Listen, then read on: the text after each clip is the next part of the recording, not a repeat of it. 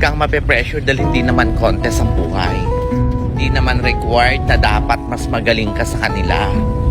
Hindi mo kailangan higitan yung iba. Hindi mo rin sila kailangan sabawan. Focus ka lang sa buhay mo dahil hindi mo naman kalaban lahat ng tao. Ang kalaban mo ay ang sarili mo. Kaya kailangan higitan mo yung mga nagawa mo noon. Mas mag-i-improve ka kung gagawin mo yan. Kaya kumalma ka lang. Relax lang.